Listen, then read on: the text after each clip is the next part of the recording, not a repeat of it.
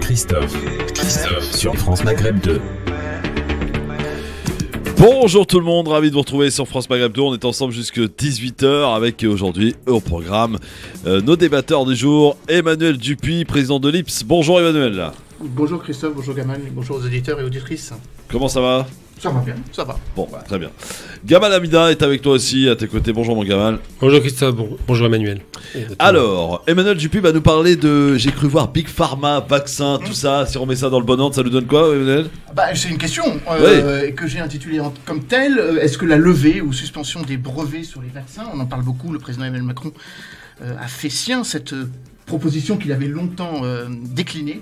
Bref, je pose la question, est-ce que c'est un coup d'épée dans l'eau ou est-ce que c'est un coup rude pour ce qu'on appelle la Big Pharma, c'est-à-dire les multinationales qui, comme chacun d'entre nous maintenant le savent, sont en train de jouer un petit peu sur notre santé pour gagner beaucoup d'argent, un peu sur notre dos ou sur nos épaules vaccinées ou à vacciner.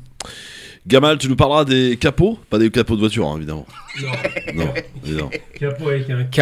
Ouais. Capot avec un K qui fait référence à un passé assez obscur. Évidemment, c'est un titre accrocheur pour parler d'autre chose. Bon, alors très bien. Vous savez qu'aujourd'hui, nous sommes le 10 mai. Voilà, qu'est-ce qui se passe le 10 mai ? La traite négrière. Le 10e anniversaire, quand Le même. 10e anniversaire, c'était Jacques Chirac, je crois, en 2006. C'était Jacques Chirac, oui. Et puis c'est actuellement, le président Emmanuel Macron est en plein discours. Oui. Au square du général Catroux, je crois, dans le 7e, où est le monument en mémoire donc de l'abolition de l'esclavage et de la déclaration, puisque c'est ça dont il s'agit, de la loi Taubira, qui a été votée le 21 mai, en fait, qui a été promulguée le 21 mai 2001. Alors, à l'occasion de cette journée commémorative pour l'abolition de l'esclavage, notre invité, les députés européens, il s'appelle Younous Semergé, et il a fait voter notamment au Parlement européen l'inscription de l'esclavage comme crime contre l'humanité. Voilà qui est intéressant, en tout cas il sera avec nous. Aude Lancelin, elle est fondatrice du média Libre QG, qui sera avec nous tout à l'heure, elle est auteure également du Monde Libre, 17h. Aude Lancelin, elle va nous parler, elle souhaite nous parler de ce qui a été encore une nouvelle fois une nouvelle tribune des militaires dans Encore, le journal satirique, non c'est pas un journal satirique, c'est un journal malheureusement vrai, c'est Valeurs Actuelles. C'est cette tribune de militaires, sauf que la différence c'est que la fois dernière, ils sont en exercice, ces militaires. Absolument. Et attention, ils sont beaucoup plus clairs, c'est-à-dire qu'eux, ils craignent carrément la guerre civile. Ils appellent à la prudence. La guerre civile pend ici en France, nous disent-ils. Du coup, ça monte un petit peu au créneau. Ça interroge aussi. Pourtant, on appelle l'armée la grande muette. Ils ont ce devoir de réserve, visiblement, ce devoir de réserve, ils ne s'en privent pas, ils parlent, ils s'expriment, On pourra s'interroger tout à l'heure avec Aude Lancelin, Emmanuel Dupuis et Gamal Amida. La belle histoire aussi est avec nous, bonjour la belle histoire. Bonjour à toutes et à tous, bienvenue sur France Maghreb 2, bienvenue aux chroniqueurs du jour. Et tu es dans la semaine de la 100e, évidemment. Absolument. Voilà. Mercredi, nous la fêterons avec grande joie. Et mercredi, la fête donc, ce qui correspondra d'ailleurs au dernier jour du Ramadan. Vous le savez, France Maghreb 2 est aussi en partenariat avec Human Appeal pour ces journées de la générosité. Et nous aurons ainsi tout à l'heure l'un des responsables de Human Appeal, Brahim, qui sera avec nous tout à l'heure pour faire le point sur cette opération avec France Maghreb 2 pendant ces 3 derniers jours de ce mois sacré béni du Ramadan à 17h30. Voilà un programme bien chargé, c'est parti pour le LGF. Je vous en souhaite donc la bienvenue mes amis. Le Grand Forum, Christophe Rowe sur France Maghreb 2. Le Grand Forum. Et ça commence, messieurs, par un petit quiz. Alors, nous sommes le 10 mai. Que s'est-il passé un 10 mai ? Voici mes petites questions. Emmanuel, Gamal et la belle histoire, elles sont là, mes questions. Hop, voilà, elles sont là. Première question. Quel roi de France monte sur le trône ? On est en 1774. Louis XVI. Louis XVI est une bonne réponse. Bien joué, Emmanuel. Suite au décès de Louis XV, le même jour. Ouais. Qui est nommé Premier ministre en France en 1988 ? Chirac. Rocard. Bonne réponse. Bien. Bonne réponse de la belle histoire. Premier ministre. 1990. Il l'a été ? Ouais. Quoi ? Non, on disait... Il n'a pas duré commenté longtemps. avec Gamal. D'accord. 1990, vous en souvenez certainement de cet horrible drame. Dans quelle ville française, un cimetière juif a été Attrape. oui, À Carpentras, Carpentras, effectivement, Dommage. a été profané. 34 tombes à l'époque, on en avait beaucoup parlé. Ça avait créé évidemment, et pour cause, voilà, une stupéfaction concernant ce drame. La belle histoire a une voix en écho, on a l'impression d'entendre un ghost. Non, c'est parce qu'il est dans sa chambre, Ah, ok. dans sa salle de bain. Non, je suis à l'hôtel de ville de Mantes-la-Jolie. Ah, Qu'est-ce que tu fous à l'hôtel de ville de Quel Mantes-la-Jolie? écho.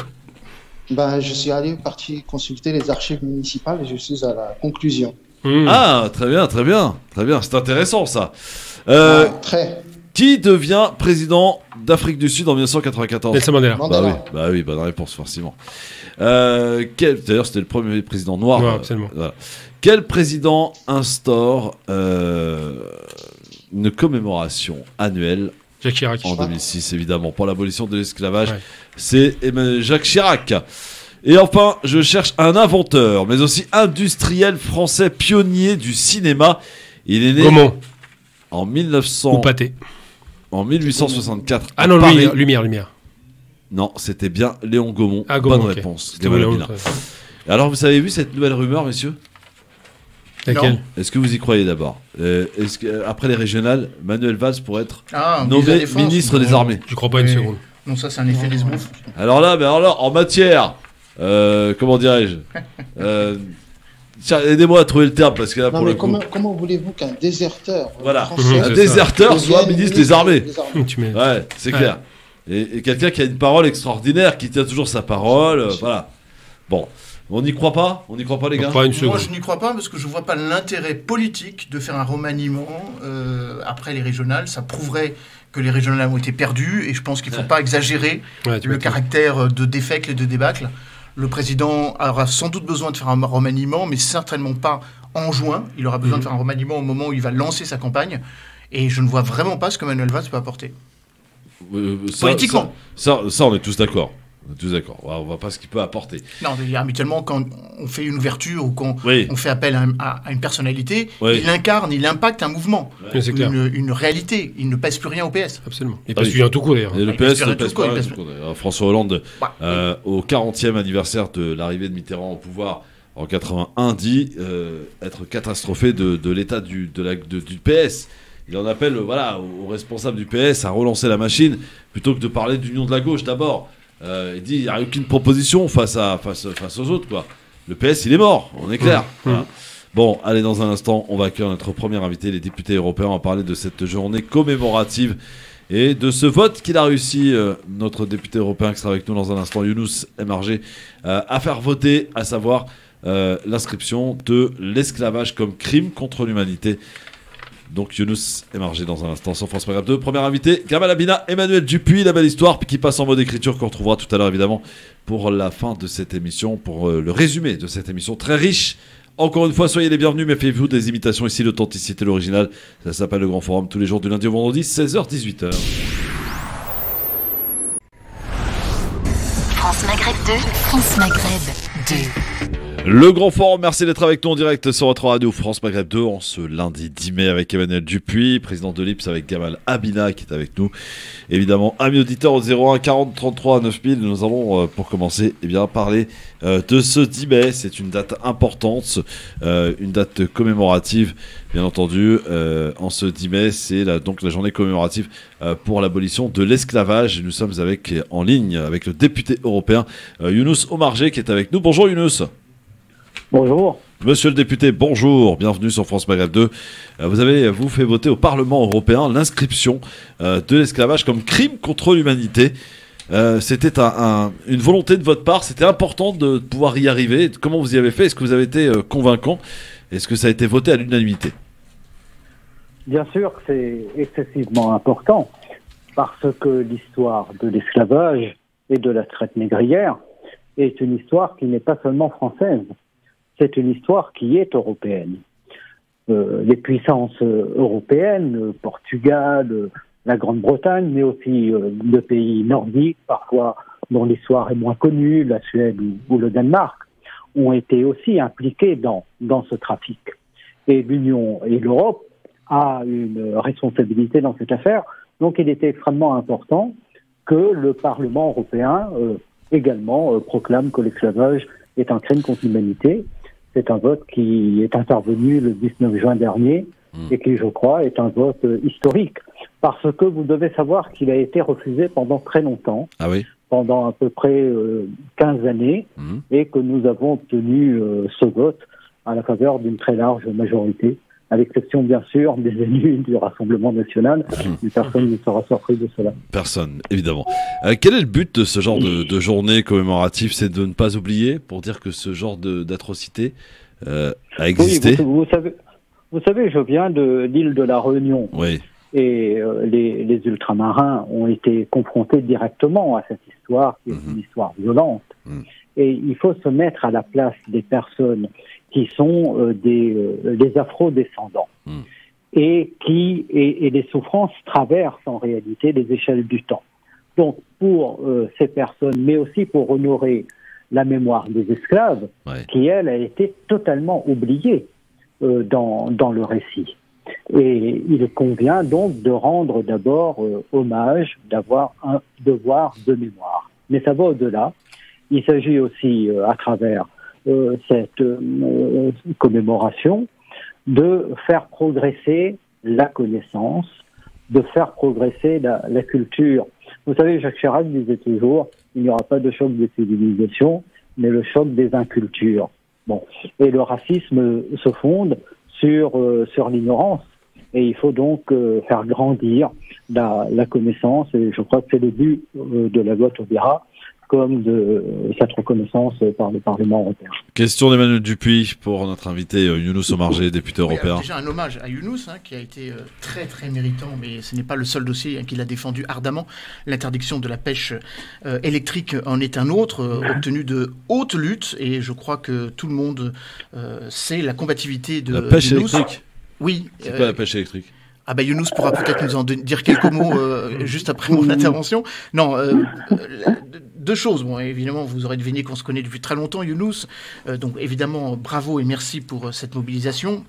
Peut-être que tu pourrais nous indiquer d'où sont venues les réticences. Est-ce que c'était des réticences nationales? Tu as évoqué le fait qu'il y a eu des réticences idéologiques, des extrêmes, et notamment ceux qui ont refusé de voter. Mais est-ce qu'il y a eu des oppositions, j'allais dire, sociologiques, avec un certain nombre de pays qui refusent de voir la colonisation telle qu'elle a été? Je prends l'exemple, par exemple, de la Belgique, qui, n'oublions pas, a été une puissance coloniale un peu particulière, car lors du traité de Berlin 1884-1885, de la conférence, pardon, pas le traité, le Zaïre, l'ex-Zaïre, devenu le Congo belge, enfin le Congo belge devenu Zaïre et ensuite la République démocratique du Congo, a été donné en apanage au roi des Belges.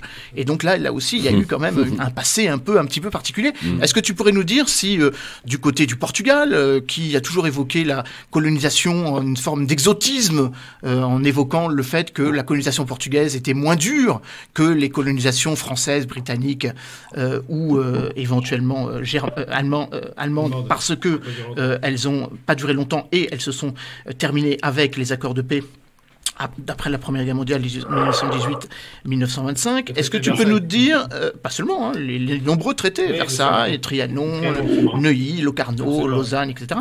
Est-ce que tu peux nous dire d'où sont venues les oppositions? De quel pays? Bien sûr. Bon, tu as répondu en partie à la question.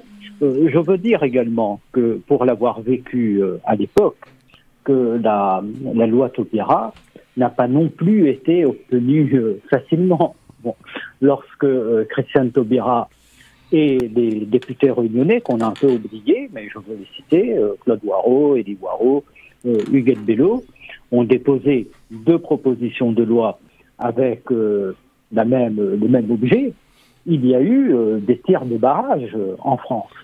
Et avant l'adoption, ça n'a pas été simple, parce que la question du crime contre l'humanité était en France appréhendée évidemment par rapport à l'Holocauste, et il y avait des craintes qu'il y ait une forme de concurrence mémorielle.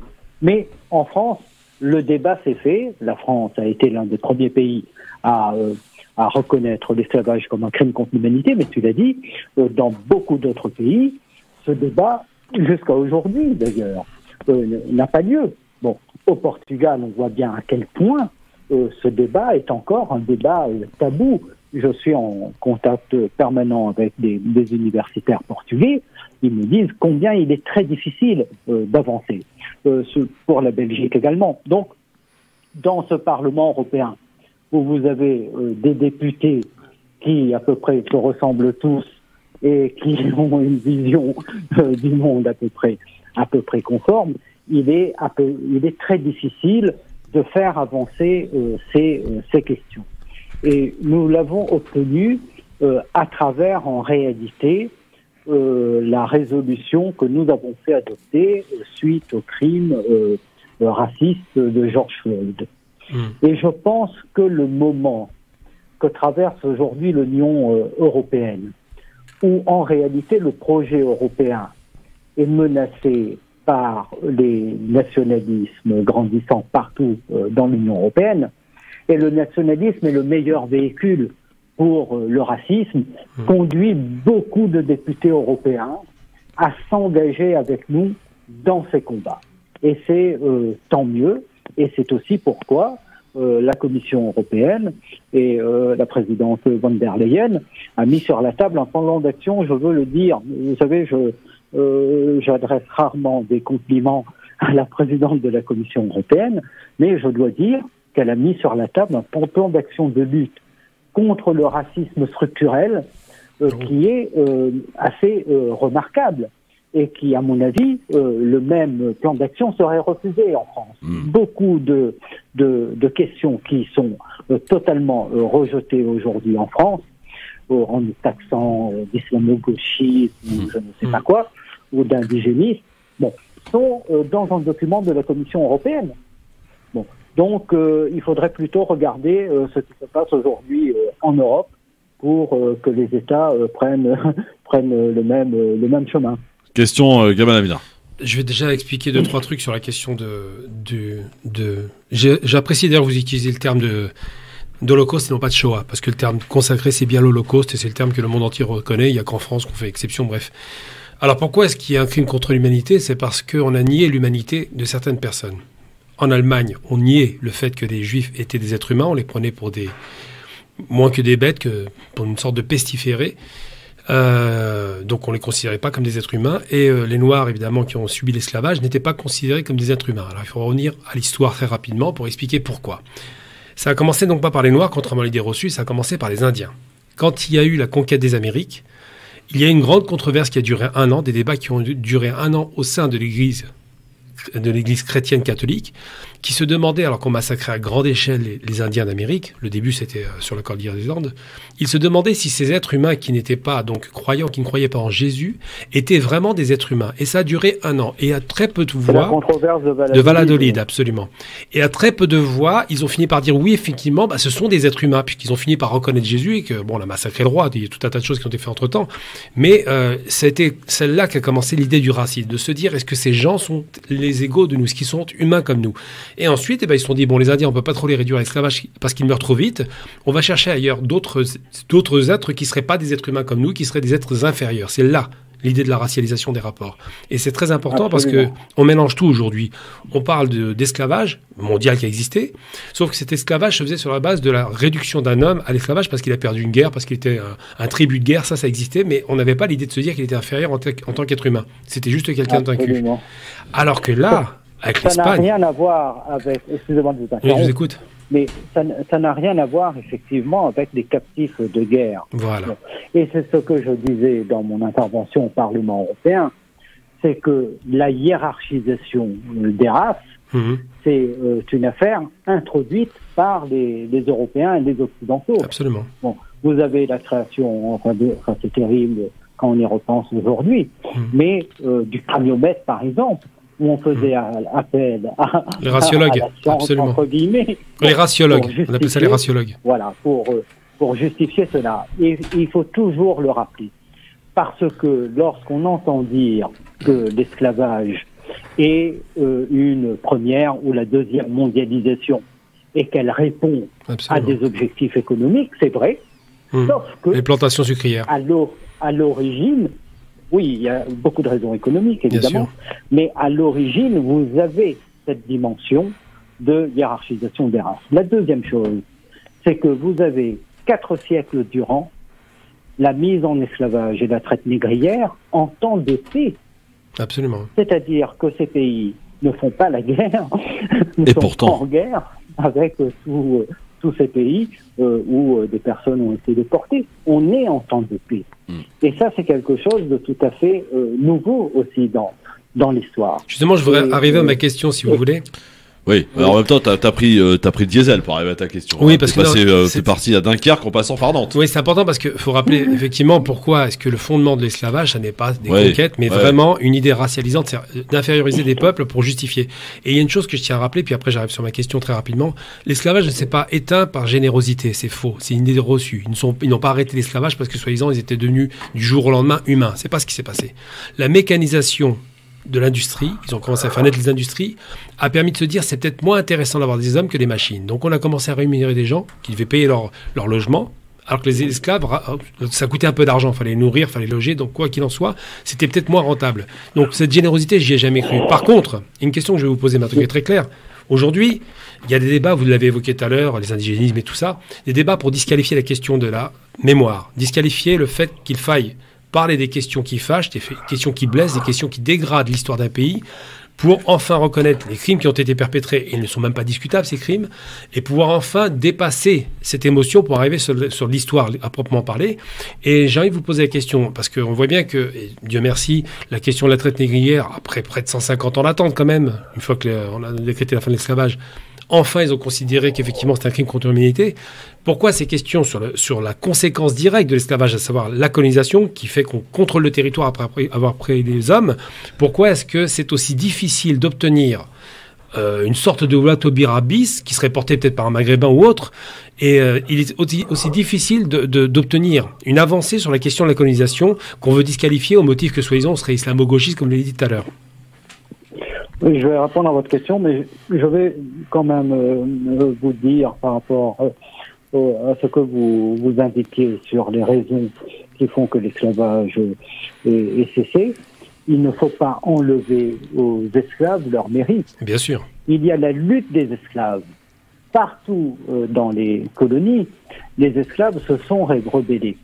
Dès le premier jour. Bon.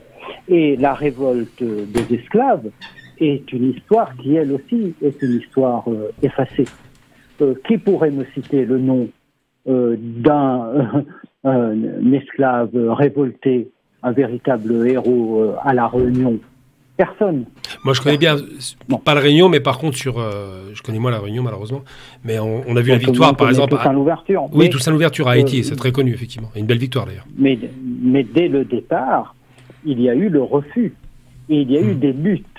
Et les luttes qui ont été menées par les esclaves ont permis également de consolider en Europe les valeurs de progrès et les valeurs sur lesquelles ensuite les révolutionnaires se sont appuyés. Et c'est pourquoi dans dans ce que la République a, liberté, égalité, fraternité, l'apport des ultramarins et des luttes qui ont été menées chez nous est considérable. Et cela n'est pas souvent assez dit. Nous sommes dans un moment tout à fait étonnant, parce que ceux qui mènent les luttes antiracistes aujourd'hui sont considérés comme des racistes. C'est ça. Incroyable. Tout ça ne dit rien de bon pour l'avenir. Je vais juste ajouter, excusez-moi, Nat Turner aux États-Unis. C'est important de rappeler qu'il a eu une révolte qui a duré un certain temps. C'était un esclave nord-américain qui a pris les armes pour se libérer de l'esclavage. Et ça, les gens le connaissent mal, malheureusement. Bien sûr. Mais s'agissant de la colonisation, effectivement, on voit les mêmes réticences. Mais tout simplement parce que le monde qui surgit après la colonisation est un monde qui repose sur des bases, en réalité, tout à fait inégalitaires, et qui continue la domination de l'Europe sur ces pays. Et poser ces questions aujourd'hui, c'est amener à la remise en cause, en réalité, d'un ordre global absolument inégalitaire qu'ils veulent perpétuer. Je pense que c'est l'une des raisons. La deuxième raison, c'est que dans la tête de tous ces gens, et c'est là où il faut revenir à ce que Césaire dit, c'est qu'il y a cette conviction profondément ancrée de la supériorité de la civilisation européenne sur les autres. Bon, et la justification de la colonisation, c'est cela. On va aller civiliser les autres peuples qui n'ont pas d'histoire et qui vont rentrer dans l'histoire grâce à l'Europe. Bon, ce qui est une erreur funeste. Et c'est pourquoi on parle de colonisation positive, etc. Donc ça, cette idée comme quoi la civilisation européenne est supérieure, c'est quelque chose qui doit être déconstruit. Et qui sont aujourd'hui les jeunes Européens qui, à part Emmanuel Dupuis, évidemment, qui connaît l'histoire des empires africains, des royaumes. Personne. C'est vrai. Personne. Bon. Et c'est cette ignorance-là qu'il faut véritablement combattre. Et c'est le sens, je crois, de l'action qu'on essaie d'engager. Attends, juste un mot. Est-ce que, Younous, tu peux nous parler des initiatives, justement, que tu vas mettre en avant le 19 et le 20 juin prochain ? Oui, donc le 19 juin, on va, au niveau européen, célébrer les 1 an de l'adoption de cette résolution. Et il y aura un événement à Bruxelles. Nous avons confié à un artiste de rue, un belgo-congolais, le soin de faire une fresque au cœur de Bruxelles. Donc, qui sera dévoilé le 19 juin. Donc, ça sera un moment important, bon, je pense, pour la Belgique, bien sûr, parce qu'il y a l'histoire de la Belgique, et une histoire lourde, mais aussi pour l'Europe. Et puis, nous avons décidé également, et nous attendons maintenant que les chefs d'État se prononcent et délibèrent, d'une journée européenne pour la commémoration de l'esclavage, parce qu'il n'y a pas en réalité de date ni de journée européenne pour cela. Donc il y a tout un travail à faire qui est énorme, bien amorcé en France que dans tous les autres pays européens. Merci beaucoup Younous Sommargé. Je rappelle Merci. que vous êtes député européen, que vous avez fait voter donc l'inscription de l'esclavage comme crime contre l'humanité.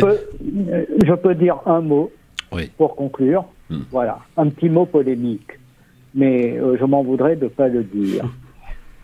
Systématiquement par Nicolas Sarkozy ou François Hollande, j'ai été invité à la cérémonie qui se déroule dans le jardin du Luxembourg. Actuellement, aujourd'hui là. Et qui est présidée par le président de la République. Jamais je ne l'ai été, en tant que député ultramarin, par le président Macron. Jamais. Et cette année, je pensais l'être, vu l'adoption de notre résolution au Parlement européen, non pas pour moi, mais au moins pour la reconnaissance de ce que le Parlement européen a apporté, mais je n'ai pas été non plus. Donc je trouve que c'est pas faire preuve d'un très grand esprit républicain. C'est dit, c'est entendu. Bravo, même. Bravo. Voilà, merci beaucoup Younous Sommargé. Merci à vous. À très bientôt, restez avec nous dans un instant le LGF, le grand forum. Gamal, tu nous fais des questions à la Rudy Kazi maintenant. Un petit peu, ouais. Faut arrêter d'écouter Rudy Kazi, Tariq Mani. C'est pas bon, hein, attention. Je me soigne. Allez, dans un instant, tiens, on va accueillir Aude Lanstin qui sera avec nous. Et j'espère qu'on aura le temps de faire. Non, les gars, par contre, les éditos, il faut pas que ça dépasse un certain nombre. Non, moi je serai court. D'accord, vous êtes Ah, gentils. Je serai court. Bon, allez, tiens, on va faire les capots, tiens. Mais les capots de voiture? Non. Non. Évidemment que non.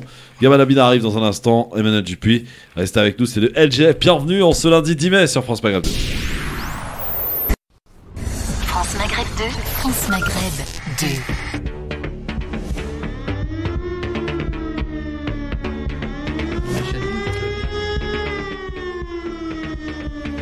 Le grand forum, merci d'être avec nous avec Gamal Abina, avec Emmanuel Dupuis qui sont avec nous aujourd'hui en ce lundi 10 mai. Vous êtes bien sur France Maghreb 2, ça y est, ça sent bon les réouvertures de terrasses, tout ça. Vous êtes pressés ou pas les gars? À ton avis. On les voit. Ah ouais. On a hâte là. 19 mai hein, avec un couvre-feu qui va passer à 21h je crois. Voilà. Et puis voilà, quelques magasins qui vont rouvrir, les centres commerciaux. Enfin, il y a peut-être voilà. Les théâtres, les cinémas. Les théâtres, quelques cinémas, quelques les théâtres. Musées. Les musées aussi, effectivement. Et à partir du mois de juin, on entame une nouvelle Une nouvelle encore, voilà. Le 9 juin, je crois, le couvre-feu 23h, puis le 30 juin, plus de couvre-feu. Et puis fin de l'été, plus de masques. Et puis après, on aura terminé. Vous y croyez vraiment? On est sorti de l'auberge, ça y est? Évidemment, évidemment. Ouais, ça y est. Bon, tant mieux. Allez, mon cher Gamal, les capots, les capotes. Alors, de quel capot il s'agit? C'est pas les capots de voiture, on s'est bien compris. Forcément. Alors, je parle des nouveaux capots français. Qu'est-ce que je veux dire par là? Je fais exprès d'utiliser un terme extrêmement polémique pour agripper un peu les auditeurs. Ce que j'appelle les nouveaux capots, alors il faut savoir ce qu'est à l'origine un capot. Un capot, c'est, avec un K donc, c'est une personne qui était en charge, très souvent d'ailleurs très servile, très violente, qui était en charge de s'occuper pendant la Seconde Guerre mondiale, d'accompagner tout le dispositif d'exécution et de mise à mort des prisonniers des camps de concentration, à savoir des Polonais, des Juifs et des Tziganes. Donc, ce qui s'est passé, c'est qu'à cette période-là, effectivement, ils composaient avec des gens dans les camps parce que les Allemands n'avaient pas assez d'effectifs pour pouvoir faire le travail. Et ces fameux capots étaient extrêmement serviles et faisaient bien le travail. Alors, évidemment, pour échapper à la mort peut-être, mais certainement aussi parce qu'ils avaient des intérêts personnels, ils n'hésitaient pas à composer avec le pouvoir de l'époque, qui était le pouvoir unique nazi. Et aujourd'hui, de façon évidemment beaucoup moins violente, de façon beaucoup moins évidente, mais tout aussi servile, on a des nouveaux capots. Ce que j'appelle les nouveaux capots, c'est quoi? C'est ces Arabes de service. On utilise ce terme en général pour dire des gens qui sont plutôt soumis au pouvoir, qui nous expliquent, alors qu'ils ne sont pas nés en France très souvent, et qui ne sont pas des quartiers populaires tout le temps, et qui sont souvent d'une classe relativement aisée, voire bourgeoise, nous expliquent que nous, ce qu'ils appellent les beurs, pour nous insulter, nous ne serions pas de bons Français parce que nous ne serions pas assez serviles à leur goût. Nous ne serions pas assez dans la réussite, nous ne serions pas assez travailleurs, nous serions des voyous par essence et nos parents nous auraient mal éduqués. Alors je vous donne toute une liste très rapide de ce genre de nouveaux capots. La première que je mets en avant, parce qu'elle a sorti un bouquin récemment assez ridicule, c'est Sonia Mabrouk. Ensuite, Jean Messia, qui lui n'est pas né en France non plus. Zineb Razaoui, non plus pas né en France. Salim Laibi, Zemmour, Fatiha Agag. Enfin, on a toute une collection comme ça de personnes jusqu'à Fadel Amara, qui est la plus française de toutes, qui en règle générale règlent leur compte avec leurs propres personnes d'origine, on dirait leur propre population, en expliquant qu'effectivement elles ont bien réussi leur vie, qu'elles sont formidables et que nous serions tous des ratés parce que nous n'aurions pas réussi et qu'on passerait sur notre train à nous plaindre d'un racisme imaginaire dans un pays formidable qu'est la France, qui effectivement il y a quelques petites difficultés, quelques zones d'ombre, mais qu'en vérité le racisme n'est qu'une construction idéologique qui nous aurait été léguée généreusement par les gens d'extrême gauche. Alors, je tiens à rappeler quand même, Sonia Mabrouk par exemple vient de sortir un livre dans lequel elle fait sa déclaration d'amour absolu de la France alors qu'elle est française depuis 11 ans.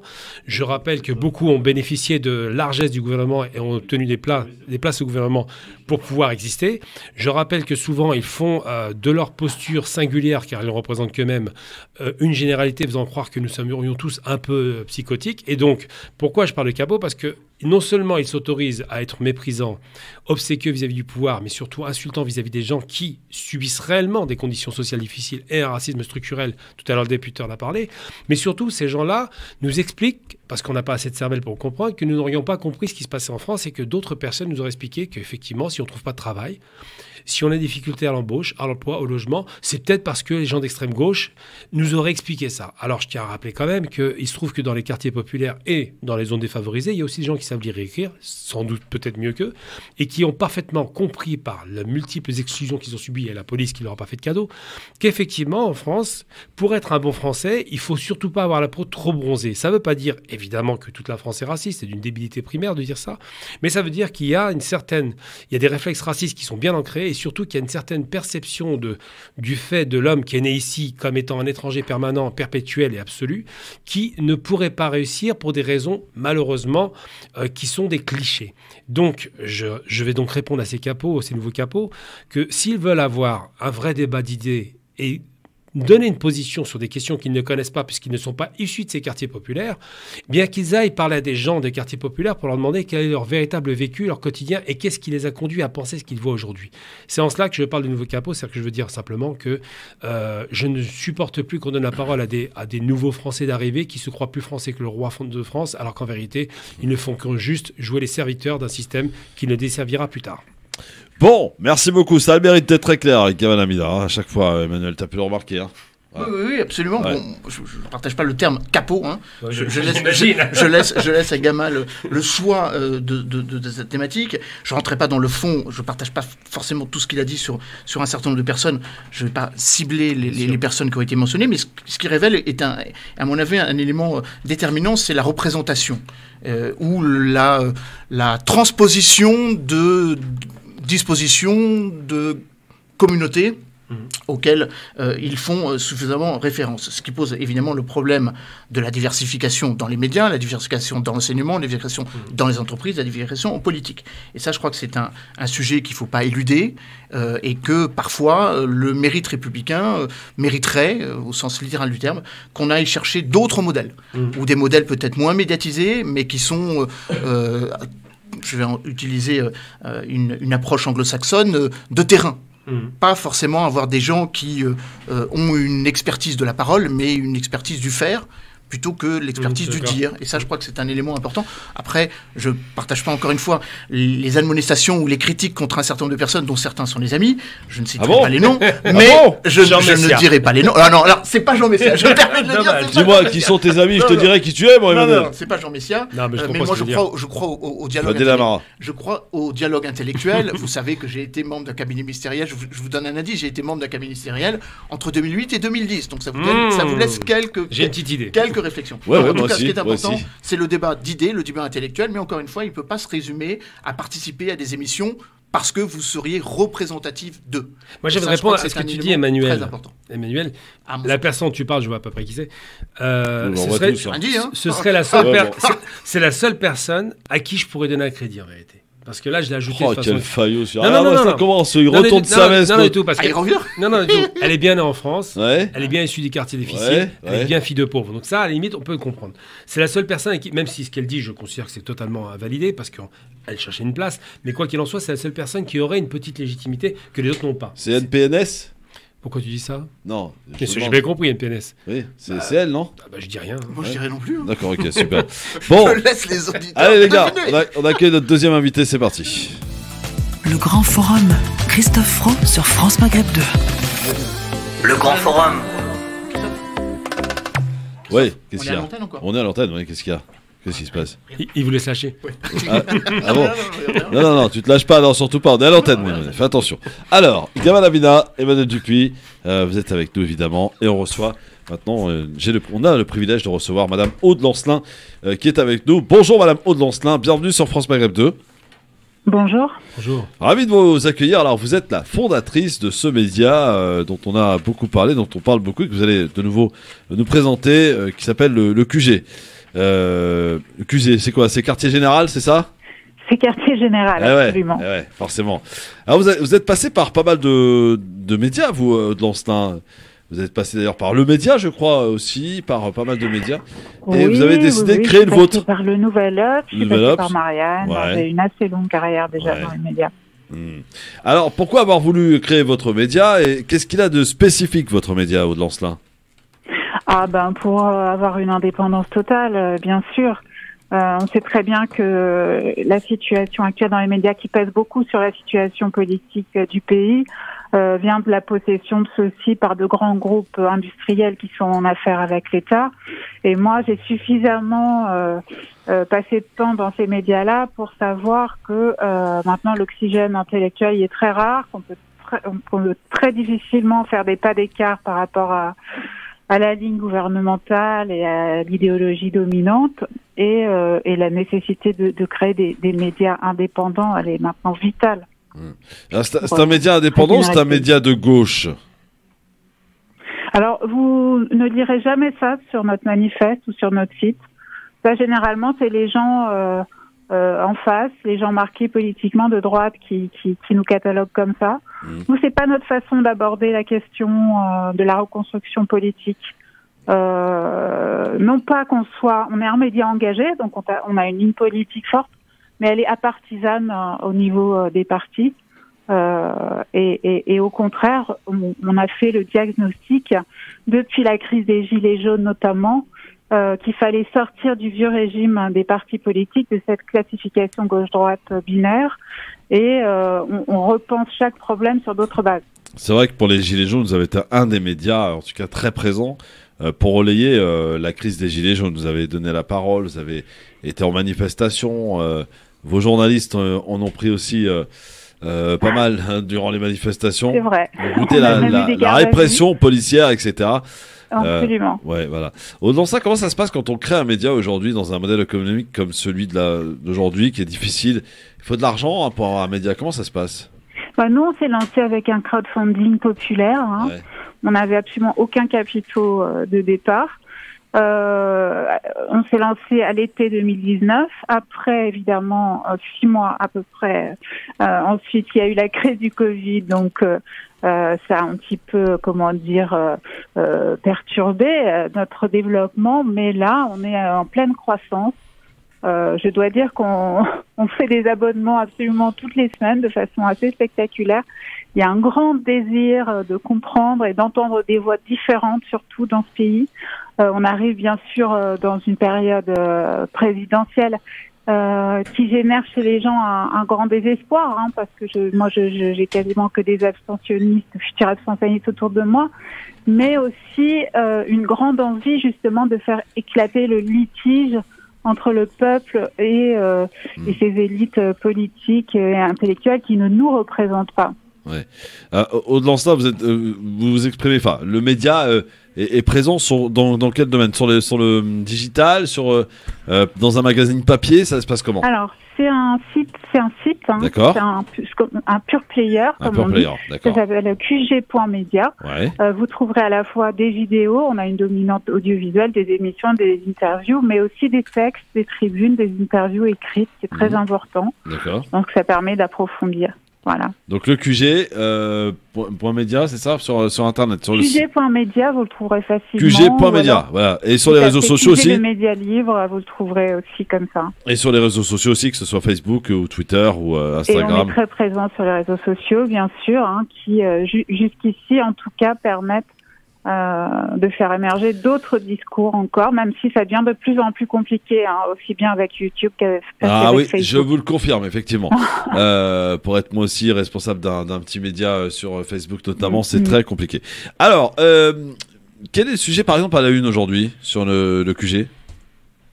Alors ce soir, on a une émission à 20h30 sur le Covid. Ouais. La France a-t-elle fait fausse route sur le Covid, avec 2 fortes personnalités dont l'un justement est quasiment interdit dans les médias dominants désormais, c'est le professeur Christian Perron. Qu'on a eu la chance de recevoir il y a 2 semaines ici. Voilà, vous êtes un des rares à le faire. Ces dernières interviews sur YouTube ont été carrément censuré par YouTube. Il avait dépassé 1 million de vues sur Sud Radio notamment. Et la vidéo a été supprimée du jour au lendemain. Il n'est pas dans la ligne gouvernementale. Néanmoins, son discours intéresse énormément les gens. La preuve, c'est qu'il est dans les meilleures ventes de livres politiques. Son livre s'appelle « Décidément, ils n'ont toujours rien compris ». Exactement, depuis quelques semaines. Ce n'est pas du tout, contrairement à ce qu'on entend partout. Chaque fois qu'on veut nuire à quelqu'un, de toute façon, c'est ce qu'on fait circuler. Il n'est pas du tout un complotiste, un conspirationniste. Il tient un discours parfaitement rationnel sur cette crise. On peut ne pas être d'accord avec lui. Moi, c'est pas forcément mon point de vue, mais peu importe. Nous, notre rôle, c'est de permettre à d'autres discours d'être entendus. On n'est pas l'officine de Madame Buzyn, Monsieur Véran sur la crise du Covid. C'est clair. Donc Monsieur Perron sera invité ce soir d'une émission spéciale. Il y a un deuxième invité, je crois. Oui, il y a un Jean-Michel Constantin, qui est le chef du service réanimation de la Pitié-Salpêtrière, qui a été vraiment en première ligne physiquement pendant toute la crise. Donc il y a une expertise véritable du terrain. Il n'y a pas la même vision que le professeur Perron, mais voilà, c'est un... Alors demandez au professeur Perron ce qu'il pense des tests PCR, vous allez voir, c'est assez hallucinant. Il est pas fan du tout, mais bon. En tout cas, les chiffres baissent, au de Lancelin, Gamal, Emmanuel, c'est ce qu'on nous dit, ça y est, on est passé en dessous de la barre des 5000 au niveau réanimation. Donc le calendrier, finalement, proposé par Emmanuel Macron il y a quelques semaines, correspond parfaitement avec ces chiffres qui baissent. Donc ça, ça va dans le bon sens. C'est un bon signe, non, Lancelin ? Écoutez, j'aimerais partager votre optimisme. Moi, je suis un peu étonnée, hein, parce que quand Emmanuel Macron a annoncé le déconfinement, les chiffres étaient très mauvais. Oui. D'un seul coup, le discours médiatique a fait volte-face en moins de 15 jours. Le Messie s'est exprimé. Et voilà. Et du coup, je suis pas très optimiste pour la fin de notre été à tous, je dois dire. Par contre, Aude, il y a un sujet qui vous a interpellé, je crois que vous étiez nous en évoquer, c'est cette nouvelle tribune parue hier dans le journal d'extrême droite Valeurs Actuelles, de ces militaires en poste. C'est ce qui fait la différence d'ailleurs avec l'autre tribune, et qui sont très critiques concernant la France et l'avenir, parlant même peut-être d'une possible guerre civile. Ça vous inquiète, Aude Lancelin ? Bah oui, je pense que c'est forcément le symptôme d'un très grave trouble dans le pays, d'autant que maintenant ce discours-là s'installe. C'est la deuxième tribune, certes, dans Valeurs Actuelles, et on pourrait dire que ce sont pas forcément des militaires, pour la première en tout cas, très très prestigieux. Disons qu'ils étaient plus connus pour leur frasque idéologique droitière que pour leur carrière. Mais j'ai plutôt le sentiment que le discours de la guerre civile, ce fantasme-là, est en train vraiment de se répandre dans tout le pays. Par ailleurs, c'est pas la première fois depuis la crise des Gilets jaunes que le fantasme d'un recours à l'armée traverse la France. Hein. Il y avait une des figures, certes un personnage pas très... pas les plus fédérateurs, hein, Christophe Chalençon, qui avait déjà évoqué ça à ce moment-là. Entre-temps, il y a eu aussi le chanteur Francis Lalanne, hein, qui a aussi fait une sorte d'appel sur le site François. Et surtout, ce qui est extrêmement frappant, me semble-t-il, c'est que les sondages, en tout cas, qui ont été réalisés, montrent qu'une grande partie des Français valident ce discours. Place des espoirs de ce côté-là, en tout cas font confiance à l'armée pour résoudre une crise politique maintenant installée de façon extrêmement pérenne dans le pays. Donc je pense que ce sont effectivement des choses à prendre tout à fait au sérieux. Si j'ajoute à ça, plus tard qu'hier, un autre symptôme de la radicalisation des syndicats policiers, hein, puisque eux sont dans un état de décomposition beaucoup plus avancé que l'armée française. Et donc on a un syndicat, le syndicat France Police, qui a donc fait lui aussi une lettre ouverte au président Macron, appelant à procéder au bouclage de 600 des fameux 600 territoires perdus de la République, sur lesquels fantasme tout un camp pseudo-républicain depuis des années, y compris avec le renfort de l'armée et en copiant le modèle des checkpoints mis en place dans les territoires palestiniens. Moi, je dois vous avouer, je ne sais pas comment vous percevez tout ça, mais que c'est des discours qui étaient inimaginables il y a moins de 2 ans dans ce pays. Je pense que pour le président Emmanuel Macron, qui apparemment songe à se représenter, ce qui me paraît totalement incroyable en fait, c'est un constat d'échec dramatique en fait. Je pense que ce pays, après 4 ans de macronisme, a vu sa confiance à l'égard des politiques littéralement s'effondrer, a vu une explosion des thématiques séparatisme, et là au sens raciste du terme, et vraiment une mise au banc croissante de la communauté musulmane dans le pays.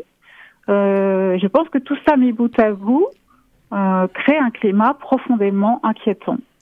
Gamal Amina, question à Aude Lancelin, qui est notre invité aujourd'hui sur France Maghreb 2, le QG, mon cher Gamal, le quartier général. Bonjour Aude, pour commencer, je suis content que vous ayez répondu à l'invitation. Moi, j'aimerais rebondir sur les tribunes des généraux, des militaires. Il y a encore 2 semaines, j'ai eu un débat à la radio au cours duquel on n'a pas été d'accord avec tous les intervenants qui disaient que c'est finalement une petite tribune, c'est pas très grave. Aujourd'hui, cette tribune, elle est faite par des actifs, donc des militaires en action, qui disent quoi? Qui disent que finalement, sur l'état général fait par la première tribune, ils avaient raison en totalité. C'est-à-dire que c'est une tribune qui est extrêmement offensante et violente, et qui dit quoi? On parle de territoires perdus de la République, moi j'appelle ça les territoires abandonnés. Et en vérité, on ne prend pas au sérieux les différentes crises successives qui se sont radicalisées littéralement dans l'état d'esprit des gens.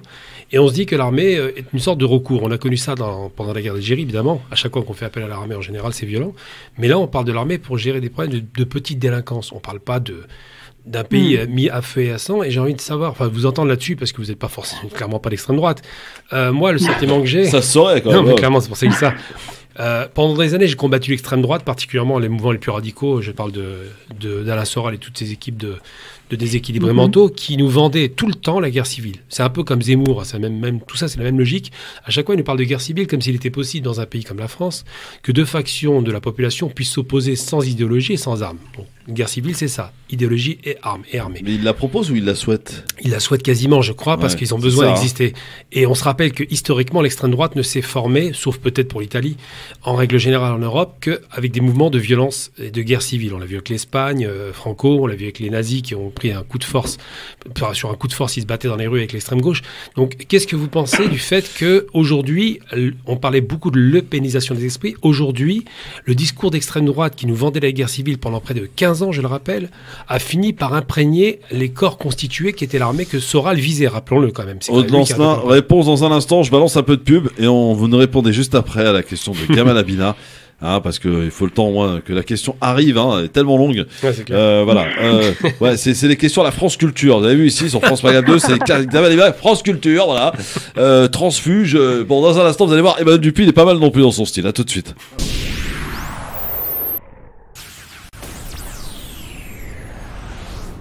France Maghreb 2, France Maghreb 2.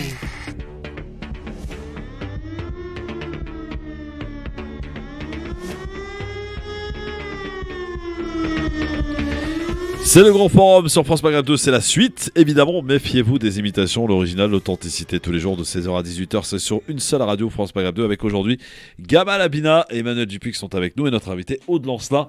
Et la question de Gamal Abina, que je suis sûr Aude a oublié. Donc Gamal, tu peux nous la refaire en version, mais alors très courte.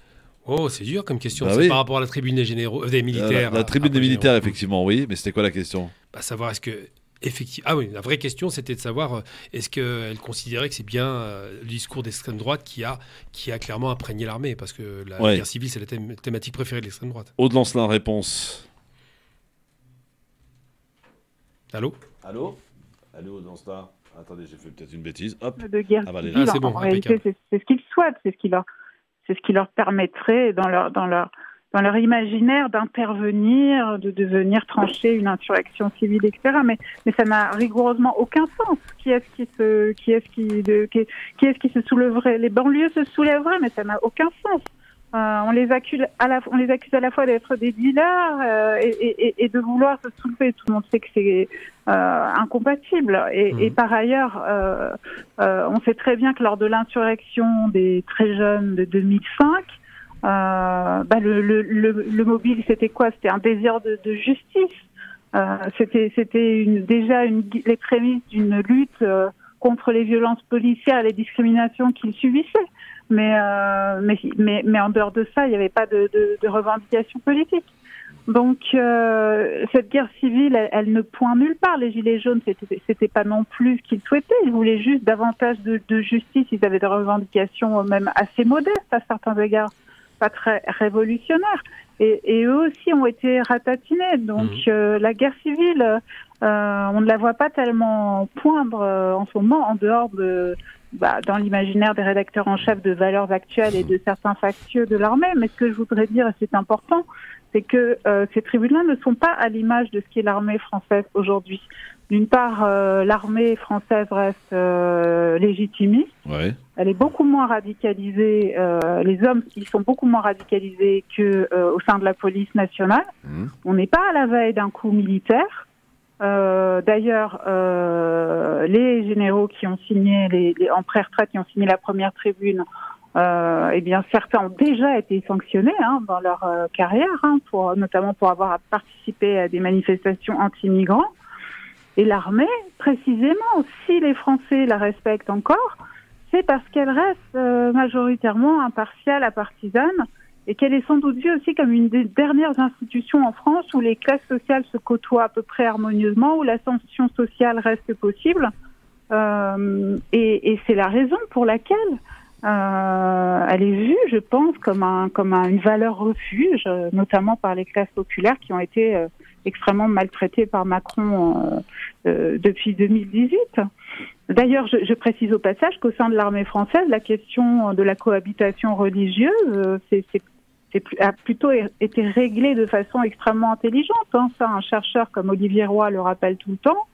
L'armée française, en constatant qu'il y avait plus de 10% de ses hommes qui étaient musulmans, a nommé des officiers aumôniers musulmans, leur a donné une excellente solde, un grade, etc. Et elle a traité ça par le haut. Ce qui n'est pas le cas aujourd'hui dans le reste de la société française. Dernière question d'Emmanuel Dupuis à Aude-Lancelin. Alors, avant une question, puisque Gamal parlait d'un débat auquel je participais. Bon, il se trouve que je connais bien le milieu de la défense puisque j'ai été conseiller ministériel de 2 secrétaires d'État à la défense et je suis moi-même un ancien militaire, moi-même ayant été en opération extérieure. La première chose que je veux dire, c'est que je pense que on est tous d'accord pour dire qu'il ne s'agit pas de factieux, il s'agit de militaires d'actifs qui, là pour le coup, dont on ne peut pas accuser donc de connivence politique, puisque justement ils ont précisé le fait qu'ils ne signent pas et le caractère anonyme, évidemment, n'est qu'un constat. Deuxième élément, cette tribune répond à la première, et elle répond, je trouve, plus intelligemment que la première. La première était effectivement l'œuvre d'une vingtaine, désormais cinquantaine de généraux en 2e section.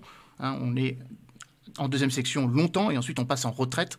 Et évidemment, les sanctions concernent les militaires à la retraite. Aude-Lancien a raison d'évoquer le général Picmal, qui avait participé à côté du mouvement Pegida à une expédition punitive dans le camp de migrés à Calais, qui a été sanctionné, et les ministères de la Défense et le chef d'état-major ont eu raison de le faire, en l'occurrence à cette époque Pierre de Villiers et son successeur François Lecointre. Deuxième élément, je crois qu'il ne faut pas se tromper, les militaires ne cherchent pas à rentrer dans les guerres civiles, ils disent qu'en cas de guerre civile, ce seront eux qu'on appellera. Et c'est là, effectivement, où il y a ce débat. Ça ne veut pas dire qu'ils l'appellent de leur vœu. Ils disent que dans la configuration dans laquelle ils sont... Est-ce qu'ils sont dans leur rôle, pardon ? Et justement... Est-ce qu'ils sont dans leur rôle de pouvoir le dire ? C'est précisément ce qu'ils disent. Est-ce que c'est à des militaires de prêter main forte aux 150 000 policiers dans le cadre de l'opération Sentinelle ? Ils le disent. Mais c'est la grande muette. Ils n'ont pas à s'exprimer normalement, l'armée. Non. Le devoir de réserve n'est pas le devoir je tiens quand même à préciser une chose, c'est qu'aujourd'hui même, le rédacteur en chef de Valeurs Actuelles, le militaire a tout à fait le droit de s'être inscrit dans le code. Que ce texte avait été rédigé par une seule personne, un seul militaire, de façon anonyme. Je crois qu'en plus, maintenant, il est prouvé ce soir que les chiffres communiqués du nombre de signataires de la tribune sont totalement bidonnés. De toute façon, moi, excusez-moi, mais même en termes d'éthique journalistique, je ne fais pas du tout confiance à Valeurs Actuelles, qui est devenue une véritable usine à fake news horrifiques à base d'immigration et de musulmans. Et donc, je vous invite à la plus extrême prudence lorsque vous dites que cette tribune, elle est beaucoup plus solide et elle a été signée par des militaires actifs. Non, attendez, je reprends mon propos.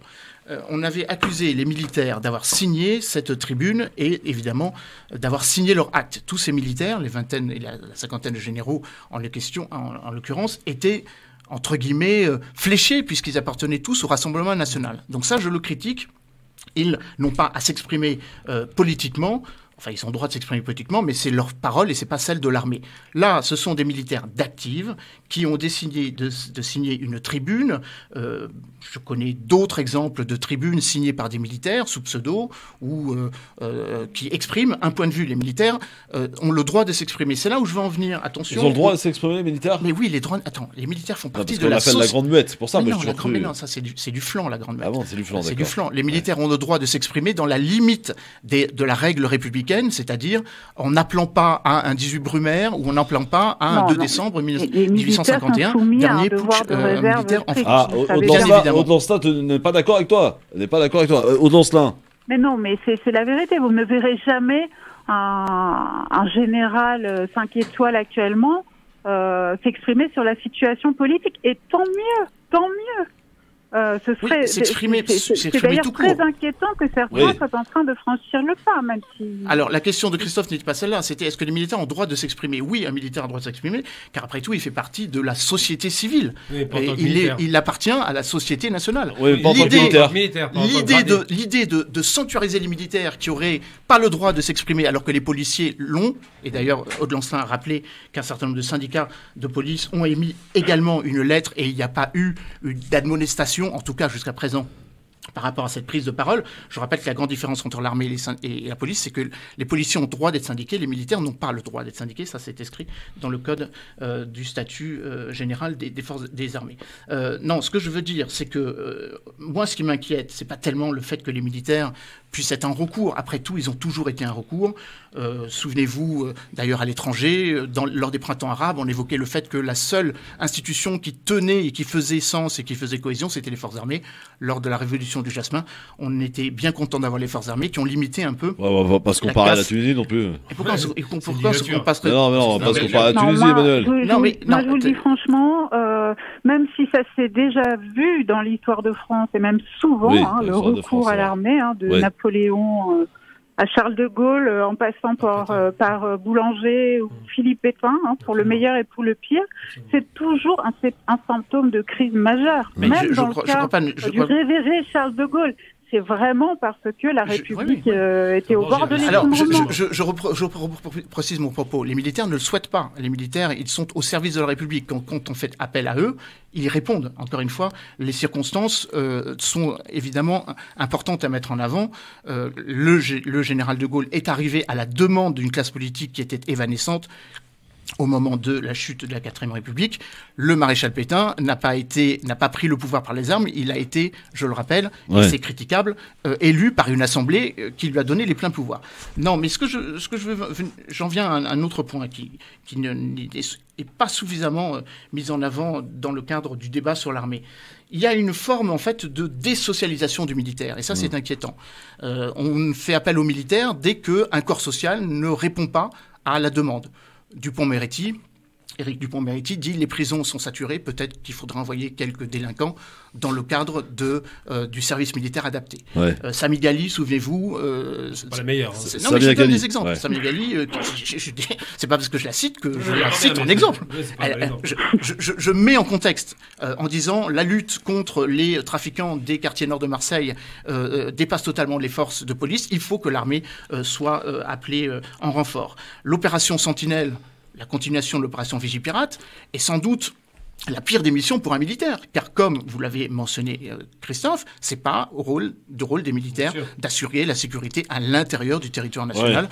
C'est le principe. On n'a pas le temps, on n'a pas le temps. Vraiment, on n'a pas le temps. Entre les forces de sécurité intérieure et les forces de sécurité extérieure, que sont les forces armées. Donc moi, je suis très inquiet sur le fait que on veuille comme ça désocialiser le militaire.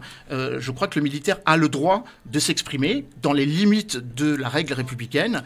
Après tout, ils se sont exprimés en appelant pas à la faction, un caractère séditieux. Je le fais bien la différence entre les deux tribunes. Mais pourquoi dans Valeurs Actuelles d'ailleurs cette tribune apparaît ? Alors attention, elle a d'abord été publiée sur Place d'Armes. Les deux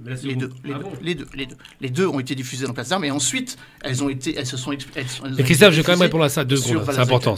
Là, il faut quand même aller sur le fond parce que là, je suis pas du tout d'accord avec toi, Emmanuel. Il y a juste pour prendre le texte. Presque tous, nous avons connu l'opération Sentinelle. Nous avons eu sous nos yeux les banlieues abandonnées, accompagnées avec la délinquance.